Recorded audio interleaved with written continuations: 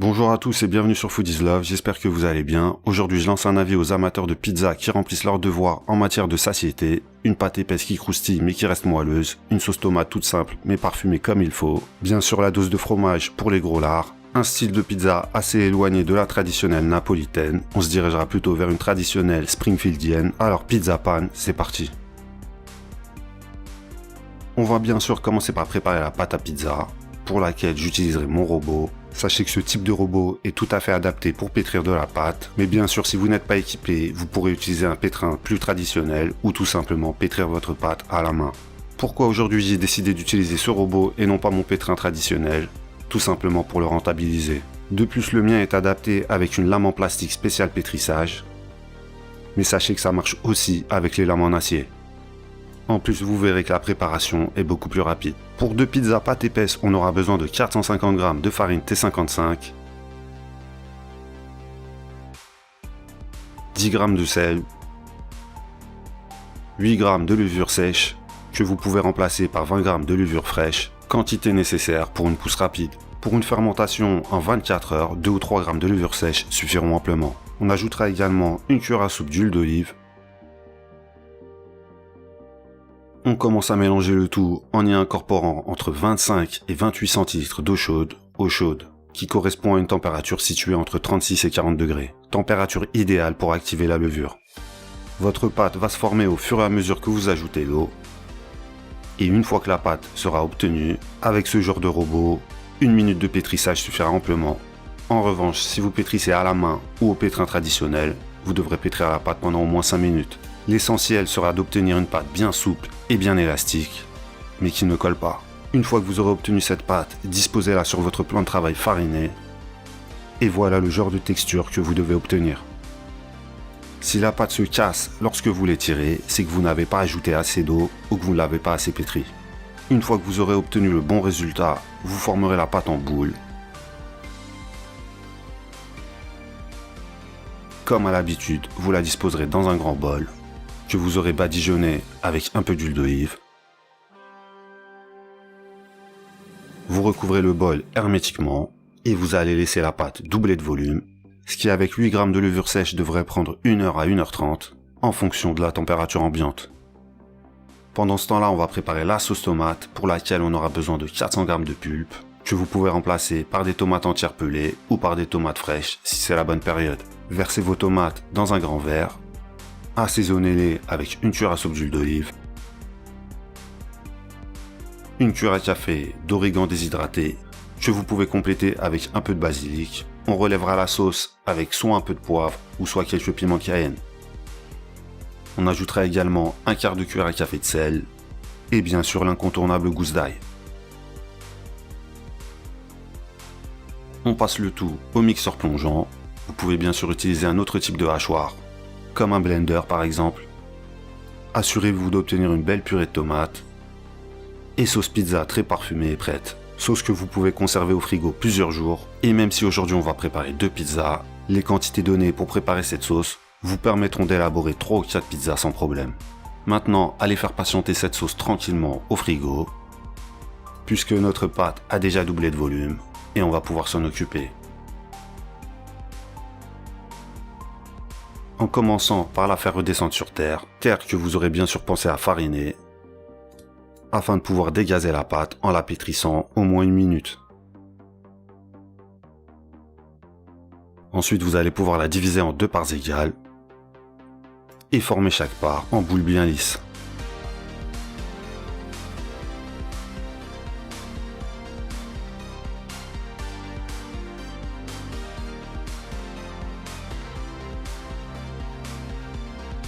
Après avoir malmené nos 2 pâtons, on va gentiment les laisser reposer 5 minutes dans un torchon propre, ce qui leur rendra encore plus de souplesse au moment de les étaler.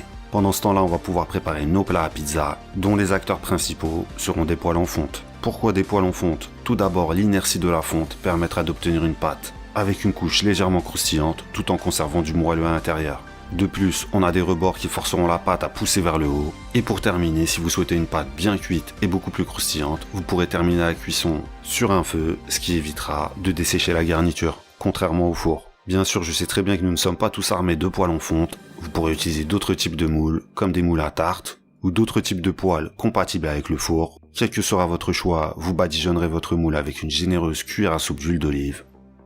Pensez bien également à badigeonner les côtés. Et vous allez pouvoir étaler vos pâtons dans vos moules. Assurez-vous que votre pâte ait la même épaisseur sur toute sa surface. Pour ça, n'hésitez pas à employer la paume de vos mains. Autre avantage de la poêle, vous n'avez qu'à étaler la pâte jusqu'au rebord. Je rappelle encore une fois que le diamètre idéal pour cette quantité de pâte est de 26 à 28 cm.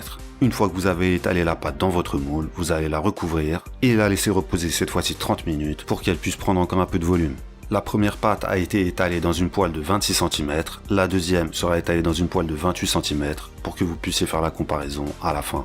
Pendant que nos pâtes reposent de nouveau 30 minutes, on va faire un petit point sur la garniture. Sachez que une fois que vous avez une bonne pâte, de la sauce tomate et du fromage, vous avez obtenu 90% du Graal. Inutile de surcharger et d'encombrer la pizza. Une protéine, un ou deux légumes, en plus de la sauce et d'un ou deux fromages suffiront amplement. Sans oublier quelques herbes aromatiques fraîches. Pour ma part, ça sera de la mozzarella mélangée avec du comté. J'ajouterai un peu de parmesan râpé après la cuisson. Pour les légumes, champignons émincés dans la première et fine tranche de tomates fraîches pour la deuxième. Pour les protéines, je suis parti sur de la chair à saucisse épicée. Choisissez selon vos goûts, vous pouvez opter pour du thon, pour du pepperoni, de la merguez, du bœuf haché. Vous l'aurez compris, ce choix dépendra de vos goûts. Et aussi bien sûr de ce que vous avez dans le frigo. D'ailleurs, vous pouvez très bien faire une pizza sans viande, c'est ce que j'ai l'intention de faire avec la deuxième pizza. Comme je vous l'ai dit tout à l'heure, pensez également aux herbes fraîches comme le basilic, que vous ajouterez après cuisson pour conserver tout son parfum. 30 minutes plus tard, on va enfin pouvoir garnir nos pâtes à pizza. Vous pouvez d'ores et déjà préchauffer votre four à la température maximum. Sauce tomate, 3 ou 4 cuillères à soupe maximum pour ne pas trop humidifier la pâte. Répartissez la garniture même sur les bords, on n'est pas ici pour manger du pain sec. Pour les champignons émincés, je vous conseille de les mettre bien à l'abri en dessous du fromage, car ils ont tendance à se dessécher très rapidement sous l'effet de la chaleur du four. Alors à l'abri sous le fromage et au contact de l'humidité de la sauce tomate, ils resteront bien fondants.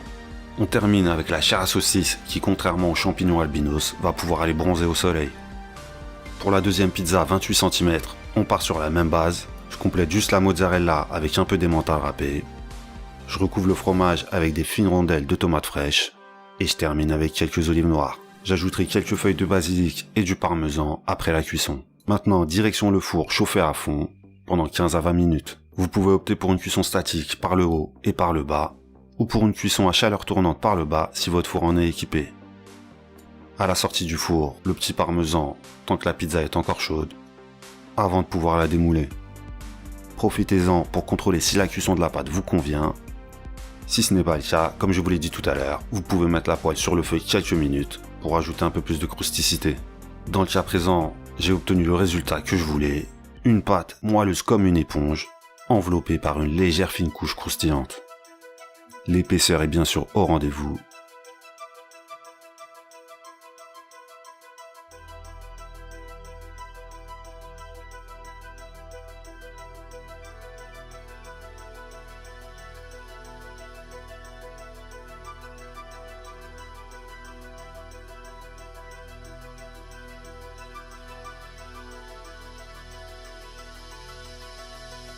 La deuxième pizza a été cuite un peu plus longtemps pour vous montrer qu'on peut obtenir, encore une fois, une fine couche croustillante en conservant une pizza bien moelleuse.